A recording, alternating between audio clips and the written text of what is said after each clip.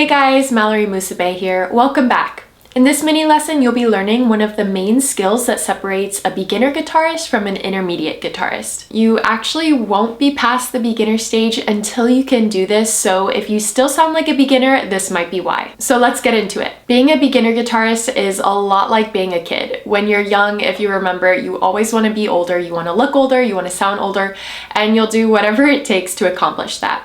Well, when you're a beginner guitarist, you want to look and sound like an intermediate guitarist. You want your playing to sound more advanced, right? Well, when you're a kid, you can't do anything to actually get older, right? Only time can do that. But as a beginner guitarist, there's actually one really important skill that people often overlook that can actually help them sound more advanced, even if they only know a few open chords. And that is the skill of timing. Now, I'm not talking about understanding time signatures and the theory of timing and all of that. I'm talking about it more in a practical sense. Can you play in time? Can you keep time?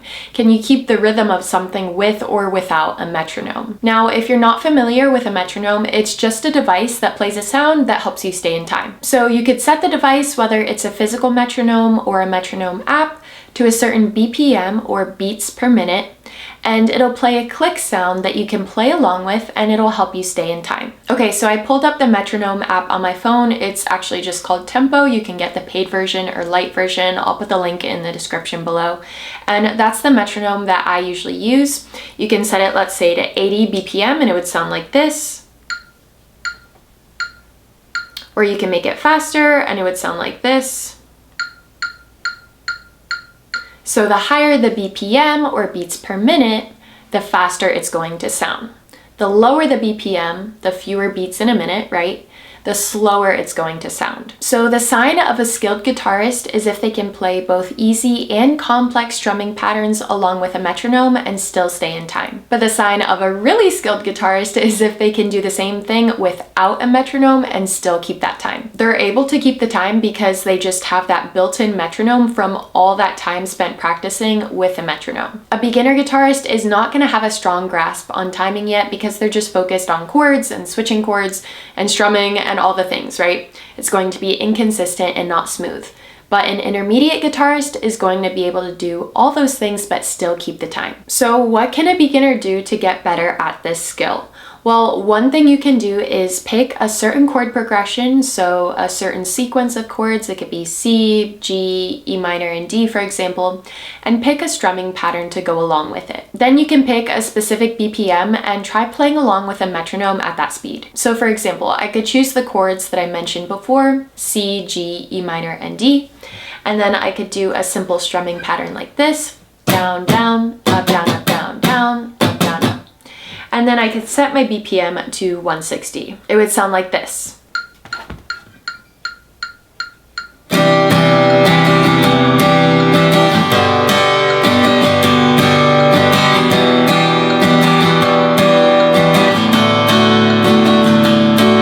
And then you could just keep on going. Now, at first, you're probably going to hate the metronome, and that's perfectly normal. When I first started, we were definitely not friends.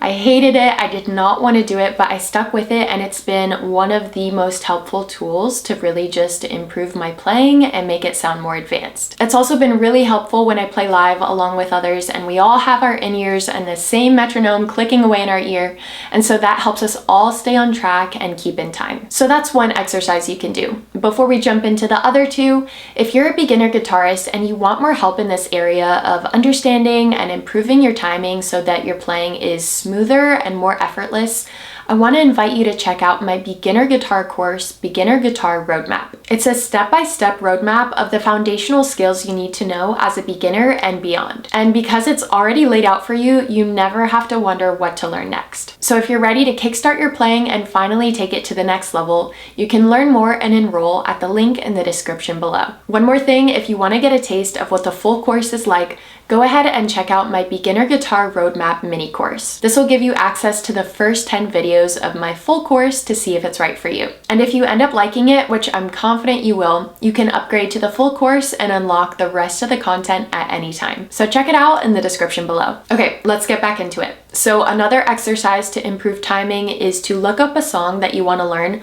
or maybe even a song that you already know but haven't perfected yet, and look up the BPM to that song.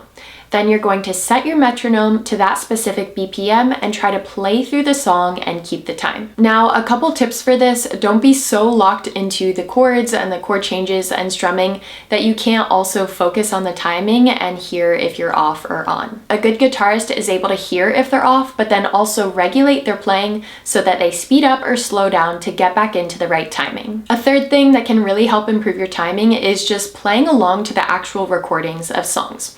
If you think about it, when people record a song, they usually have a certain timing and BPM that they're sticking to, unless it's like a live version or something, and then it might vary a bit.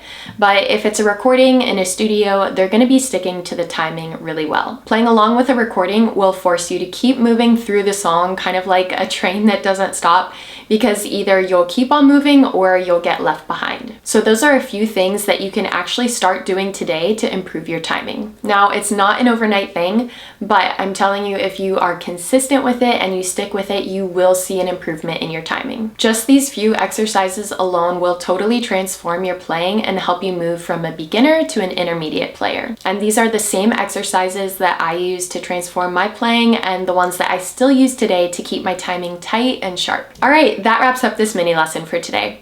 Be sure to like and subscribe so you don't miss out on any future lessons. Thanks for being here. I'll see you in the next one.